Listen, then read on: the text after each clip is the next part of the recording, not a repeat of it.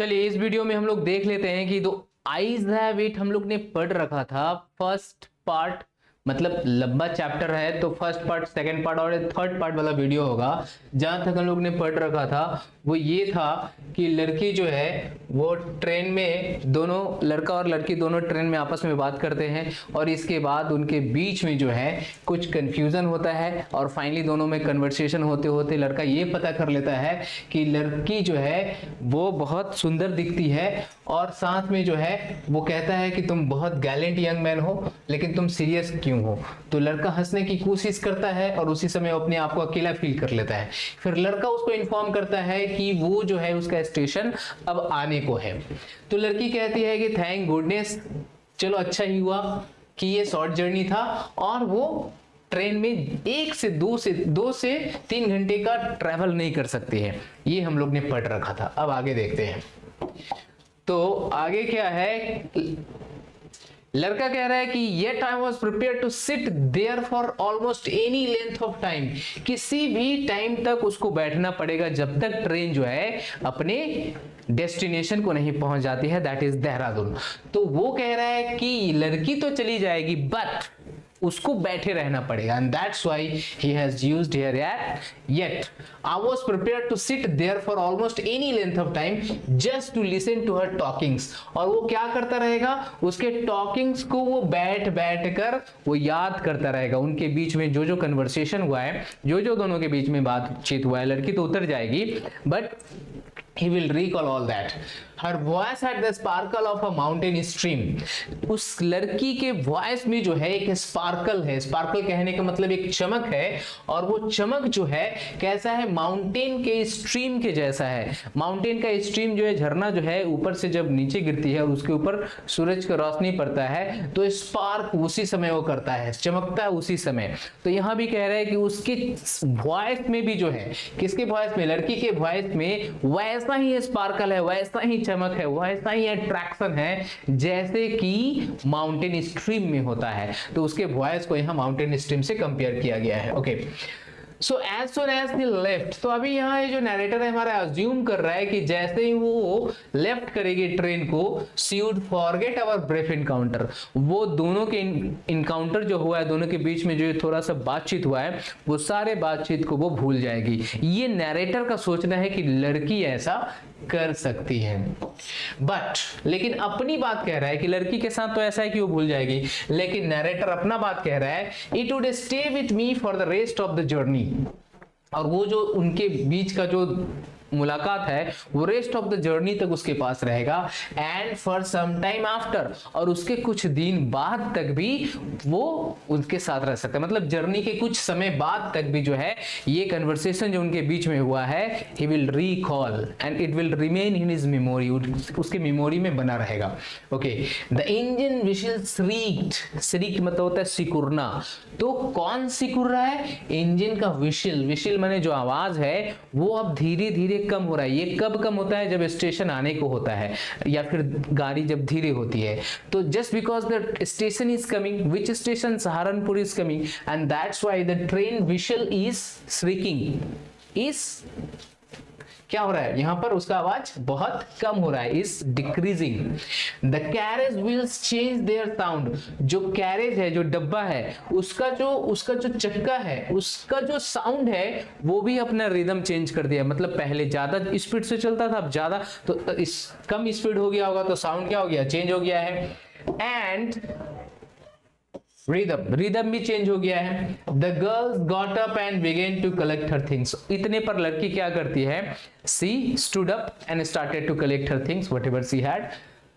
तो उसने अपना लगेज स्टार्ट करना शुरू कर दिया। आई वंडर्ड इफ शी वोर हर हेयर इन बन। तो now the narrator is here imagining कि वो लड़की का जो हेयर स्टाइल है वो कैसा है। वो अभी तक अपने मन में एक हेयर स्टाइल नहीं सोच पाया है कि लड़की का चेहरा तो बहुत सुंदर है, लेकिन इसका क्या, उसने अभी तक अपने दिमाग में उसको टकली बना रखा है, तो उसमें एक हेयर स्टाइल देना चाहता है। And that's why he is imagining here कि आखिर उसका हेयर स्टाइल क्या बन में है। बन कहने का मतलब खोपा टाइप जो ऊपर में ऐसे लोग लगाते हैं लड़की लोग, वैसा। और इफ इट वॉज प्लेटेड, या फिर चोटी में गुथा हुआ है, perhaps it was hanging loose, या फिर वो जो खुला हुआ बाल है ओवर हर शोल्डर्स, तो उसके शोल्डर्स तक है, और was it cut very short, या फिर इंदिरा गांधी स्टाइल है छोटा छोटा। तो वो 4 हेयर स्टाइल उसने अभी इमेजिनेशन किया। The first one is bun, the second one is plaited, third one is loose and the fourth one is cut very short. तो इन चारों में से कौन सा है? He is not able to have all that. वो सारा में से कोई भी नहीं कर पाता है। इसी उधेर गुण में भी है कि आखिर उसका हेयर स्टाइल कैसा है। Now the train Drew slowly into the station, the station is now has arrived, just because the train has arrived. तो ट्रेन ड्रू स्लोली, तो ट्रेन धीरे धीरे स्टेशन को आया। आउटसाइड मतलब ट्रेन के ठीक बाहर में, on the platform, there was the shouting of porters. तो जो पॉटर्स लोग हैं, पॉटर्स एंड वेंडर्स, वेंडर्स कौन होते हैं? जो वहां पर सामान बिक्री करते हैं। पॉटर्स कौन होते हैं? जो कुली वगैरह होते हैं, जो सामान को लेकर आपका हेल्प करते हैं। तो पॉटर्स एंड वेंडर्स का जो शाउटिंग है वो वहां पर सुना जा रहा है। The narrator is describing all that, the porters and the vendors and a high pitched female voice। तीसरा और एक आवाज आया है, एक तो वेंडर्स का है, एक मतलब वेंडर्स लोग का एक अपना वॉइस है, और सॉरी पॉटर्स का अपना एक वॉइस है, वेंडर्स का अपना एक वॉइस है, और एक हाई पिच्ड फीमेल वॉइस है, एक औरत का बहुत हाई पिच्ड वॉइस है। नियर द कैरेज डोर, ठीक दरवाजे के आसपास में वो खड़ी होकर क्या कर रही है? आवाज दे रही है। And that female voice must must must belong to the girl's aunt. वो नैरेटर ऐसा क्यों कह पाता है, ऐसा एजम्पशन क्यों ले पाता है? Just because the girl is blind and the aunt is already known that fact. वो अच्छी तरह से इस फैक्ट को जानती है कि लड़की अंधी है। सो वो कैसे समझेगी? वो सिर्फ और सिर्फ समझ पाएगी आवाज से ही। And that's why she is calling out. So लड़की कहती है गुड बाय, तो उसको गुड बाय करके now she is saying off, वो उससे विदा ले रही है। ओके तो विदा लेती है। अब देखो क्या होता है,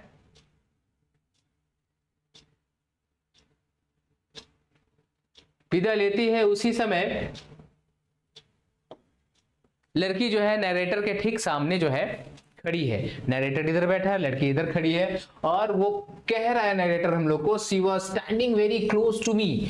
वो एकदम मेरे से एकदम इतने करीब में खड़ी थी, so close that the perfume from her hair was tantalizing। tantalizing मतलब attract कर रहा था, attracting, getting attract with the perfume of the girl। तो नैरेटर जो है अभी बहुत attract हो गया है just because of the perfume, just because of the scent of the perfume that she is already had in her hair। I want to raise her my hand। तो at the same point of time when he was in tantalization, तो उसी समय अपनी हाथ को उठाना चाहता था। He had a wish that he would raise his hand and touch the hair style and he will understand what the hair style is. तो वो सारा कुछ हाथ उठाकर समझ लेना चाहता है कि आखिर कैसा हेयर स्टाइल होगा। लेकिन ये सिर्फ वांटेड ही है, ये पूरा नहीं हुआ है। ये सिर्फ wanted to raise my hand and touch her hair, but she moved away. लेकिन वो वहां से चली गई। And that is the failure of the narrator, that he could not conceive the hairstyle of the girl। So away only the scent of perfume still lingered where she had stood। तो वो चली गई, लेकिन वहां पर उसके बाल में जो परफ्यूम थे वो अभी भी उधर ही तैर रहे। In the compartment where the narrator was there, तो वहां पर वो सिर्फ उसके सेंट को फील कर पा रहा है, but the girl moved away.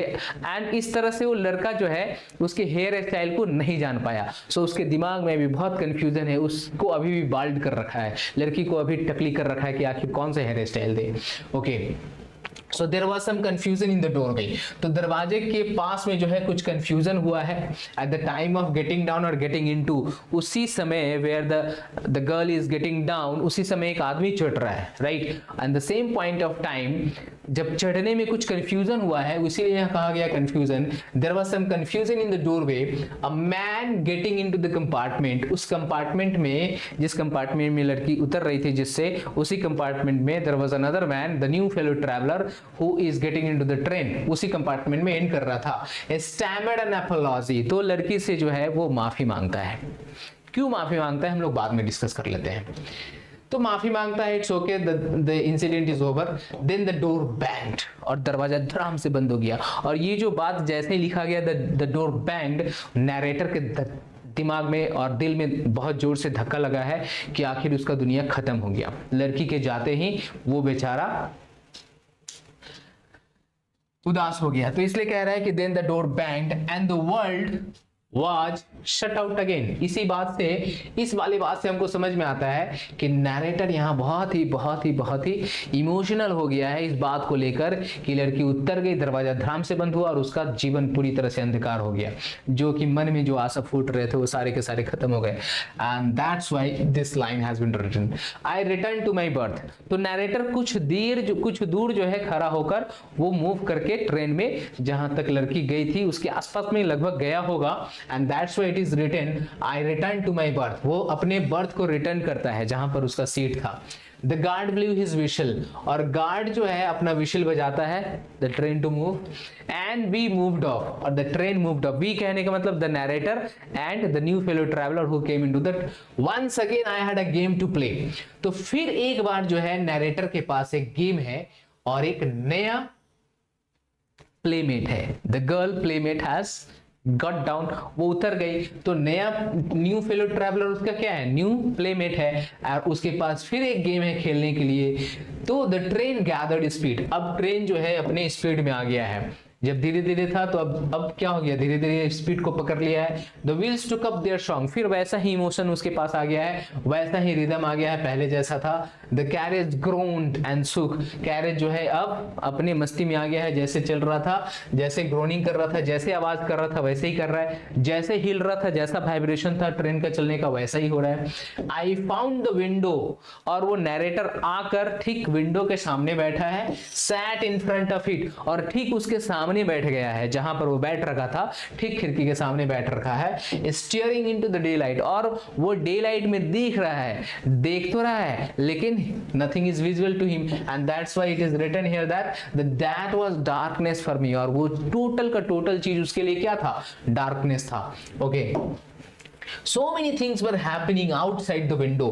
Window के बाहर जब वो देख रहा है तो बहुत सारा चीज हो रहा है। अब जब देखो यहाँ पर एक पोलन डैश दिया है तो क्या क्या हो रहा है, it could be a fascinating game. जो बाहर में हो रहा है उसको बताने के लिए गेम होगा, वो फैसिनेटिंग गेम होगा। And guessing what went on out there, तो कभी भी अगर पूछता है कि कौन सा गेम वो खेल रहा था तो फैसिनेटिंग गेम खेल रहा था। और इस पूरे बात को लिखेंगे guessing what went on out there. ये पूरा का पूरा बात जो है हमारा गेम का नाम है, right.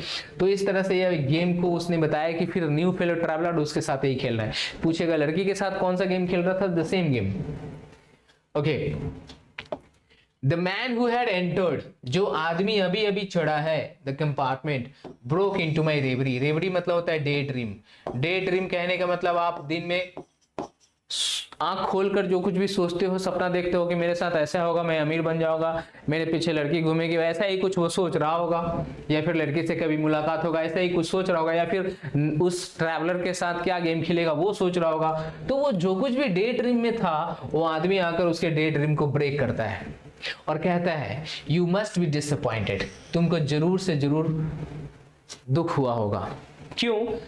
I am not nearly as attractive a traveling companion as the one who just left। कह रहा है कि लड़की जितनी सुंदर थी उतना सुंदर तो मैं हूं ही नहीं, और जिसकी वजह से तुम दुखी हो गए। तो नैरेटर जो न्यू फेलो ट्रैवलर वो आते आते कहता है कि तुम तो आंख वाले उसको देख रहे थे, लेकिन तुम देखे होगे तो उसकी सुंदरता के पीछे मैं तो कुछ हूं ही नहीं। तो इसकी वजह से तुम तो वो फेलो ट्रैवलर जो था, जो तुम्हारे पहले से था को पैसेंजर, वो इतनी सुंदर थी कि उसके लिए वो अपने आप को कोस रहा है कि I am not nearly as attractive a travelling companion as the one who just left.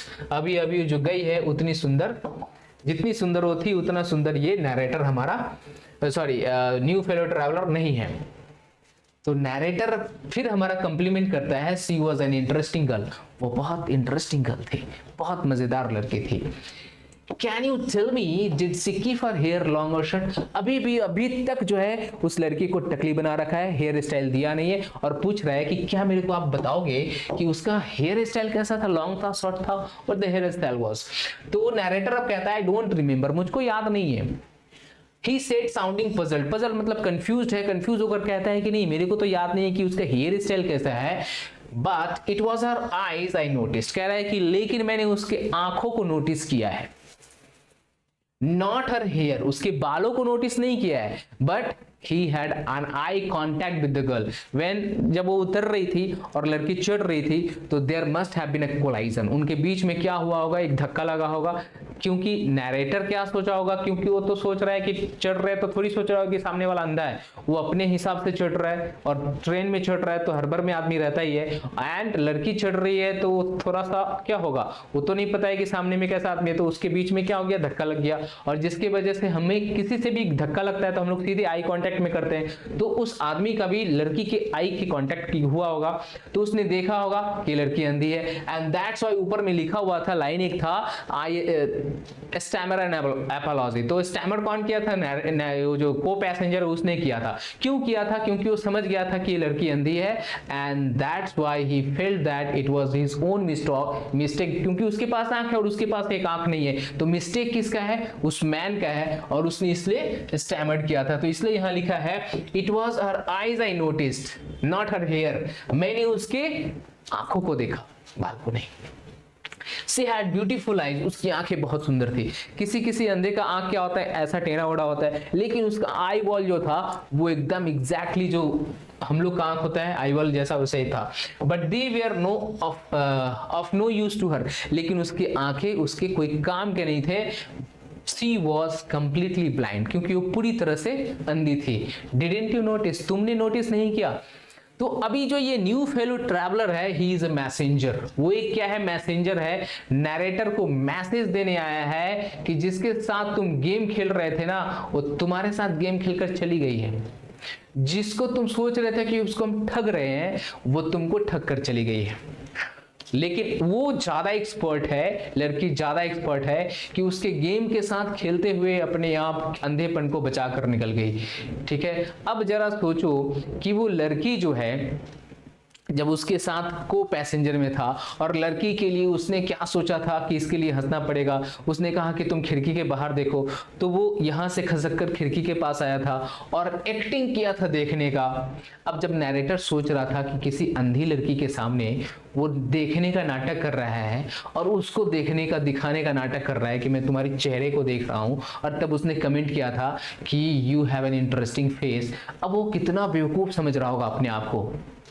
तो इसीलिए यहाँ पर जो है ये जो न्यू फेलो ट्रैवलर है वो एक मैसेंजर के तौर पर आया है, उसको मैसेज दिया है कि द आईज हैव इट, जो आईज था उसके पास वैसा नहीं था, माने सुंदर तो थी ही, आंख से तो सुंदर थी ही, आंख उसके सुंदर तो थे ही, चेहरे तो सुंदर थे ही, अंधी होने के बावजूद भी आंख भी सुंदर था, लेकिन उसके आंख के अंदर जो दृष्टि था, आई विजन था, वो नैरेटर के पास नहीं है। And that's why the title we have the eyes have it, it is refers to the eye sight of the girl. अंधा होते हुए भी उसके पास एक आई साइट है, अंधी होते हुए भी जो है वो नैरेटर के पास नहीं है। Okay, so this is the end of this chapter the eyes have it. I think you have clear all your points. कुछ भी होगा तो आप कमेंट कर देना कि कोई एक पार्ट आपका रह गया है तो आप कमेंट करके पूछ सकते हो। Okay, thank you, thanks a lot.